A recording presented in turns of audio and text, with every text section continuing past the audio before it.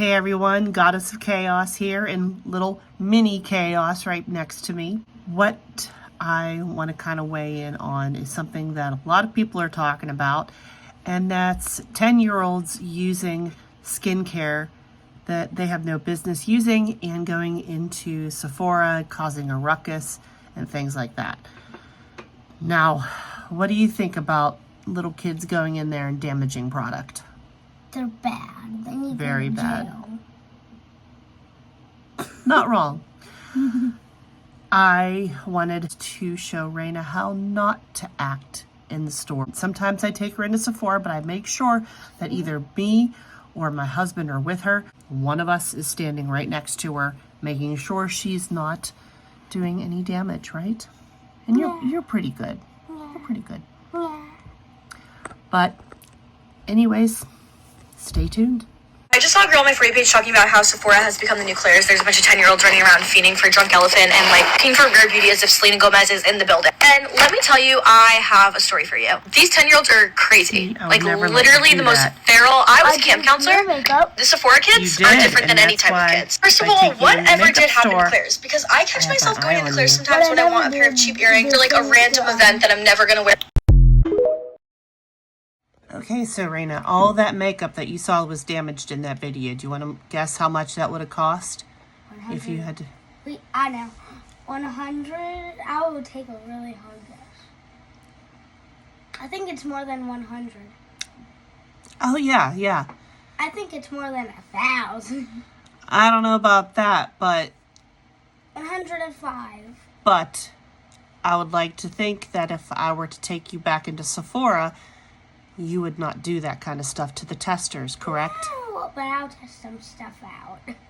But I wouldn't break it. I swear to God. And this is why I would not let her go in by herself, because I don't want her testing out the things. But only with Mama's. I've seen the things that she's done to my own makeup.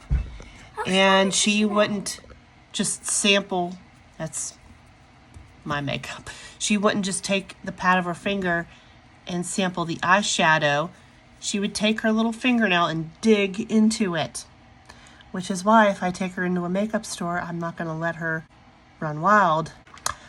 And plus she knows that I'd make her pay for all that, right? How much? All the money in your piggy bank. Oh, that's all. That's fine. And more. Anyways, next video. Do I think kids should be hanging out Sephora, trashing testers, and buying retinol? Absolutely not. But what I did do is take my niece and my daughter to Sephora and taught them how to appropriately interact with testers, as well as talking about what their skin could benefit Stuff like from. that, And it it's was fine not for you. retinol. We grabbed sunscreen. Everybody loves to go to Sephora and try the fragrance ball. We talked about how do you try fragrance? Let a tester spray it. That's do for a my sniff, skin, not waft for it, your delicate and then I skin. talked about what was not appropriate, and lip plumper was not on that list. Honestly, of course, these kids are walking around trashing testers. They spend so much time in lockdown, not able to interact with the public. I think this is definitely a learning opportunity for parents as well as other guardians to show how do you interact and how do you behave like a decent human being in stores when testers are involved. So these are the things that we got: hand sanitizer, sunscreen, 2 different kinds of lip balm, and honestly, this was really fun and educational. So as I was explaining to my daughter, things that I put on my face every night, it's harsh and it's not for her skin, it's for mine. Things such as this, or something like this.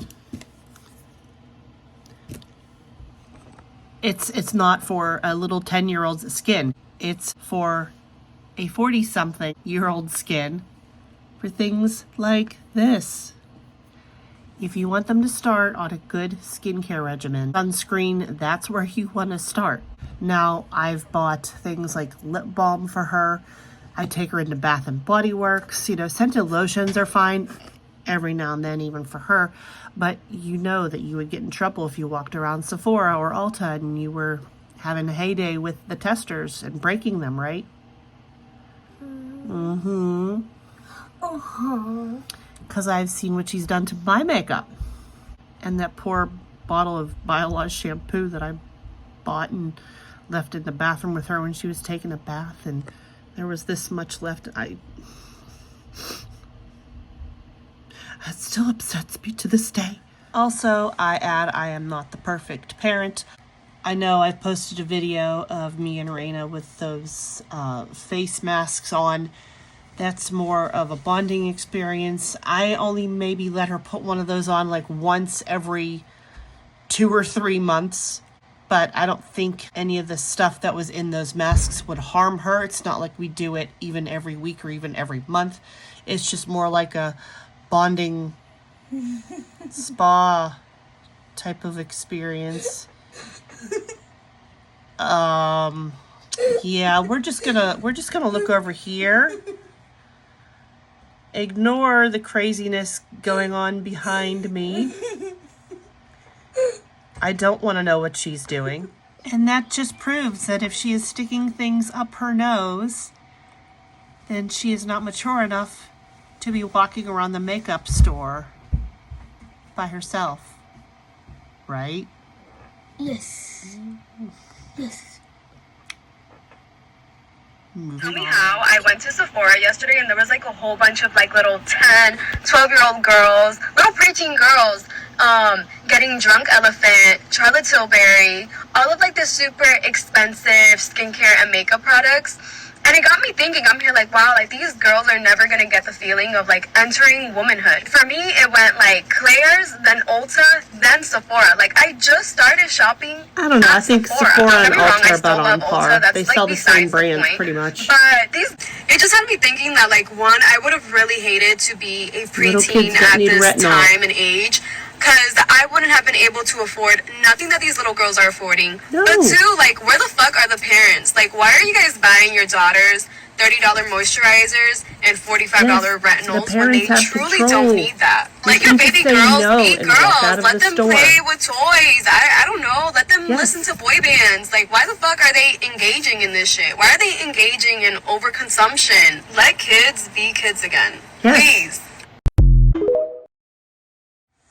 So I went onto the Sephora website and took a look at some of the prices on this Drunk Elephant stuff. And some of it's like $60, $70, $100. The cheapest thing on there was $20. That's probably for like a little teeny tiny sample. I'm not saying this stuff isn't good, but it's not good for a little small child's skin. But anyways, yeah, take a look at some of these prices. This is crazy, guys.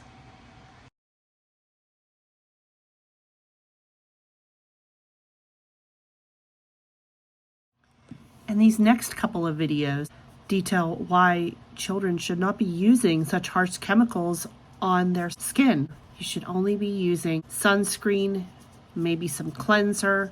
Now, for people my age, you can use the hyaluronic acid, the peptides. There's a few things that I even need to learn to help combat all of this. Continuing on. Drunk Elephant. Is it good for kids? I say no. This is a line with highly active products designed to address the skin concerns of adults, not teenagers. Teenagers need to focus on a consistent routine, washing their face twice a day, moisturizing, and using SPF like it's their job. Not haphazardly using multiple products with actives too harsh for their skin. Dermatologist rates Drunk Elephant products for 10 to 12-year-old kids with a simple yes or no. Immediately no, kids don't need vitamin C. No. Not great, but not terrible, TBH. Wouldn't even wish these on bratty Joffrey Baratheon. Not harmful, but not even adults should spend $68 on a facial oil. This is actually a fine cleanser for kids. Baby facial is not for babies. No, 1,000 times no. Yes, even kids need sunscreen. Repeat after me. Peptides are only for wrinkly oldies like me. Be back later. And as you can see, there might be a couple of Drunk Elephant products that might be okay for children to use, but I would still urge caution. But they're expensive as hell. $68 for, what was that, a toner? That is a bit much. I also wanted to show you some of the disgusting things that these people have done with the testers. Broken all kinds of concealers, created things called skincare smoothies. It's pretty gross, but just take a look. In all, I think it has a lot to do with the parenting. If you're going to take your child to the makeup store, that's fine. Just make sure that you are right with them, watching what they do, and that they are respecting the product and they are not destroying things. Because if people that actually do need the product, they want to go in and buy it, but they want to test it first, like testing out the color of a concealer. How are they going to be able to do that if the one is broken? Like I've seen in some pictures. They can't test it then. Therefore, people aren't going to buy it. Then the store loses money. Also, your child does not need expensive brands like Charlotte Tilbury or Drunk Elephant or whatever popular brand there is right now that's expensive. Not only is that stuff harsh for their skin, but that's a lot of money. You as a parent have control to say no. I say no to my child all the time. Sure, I get to deal with temper tantrums, but no. She wants something at the store? No. I tell her no all the time. The parents have control over what the child spends.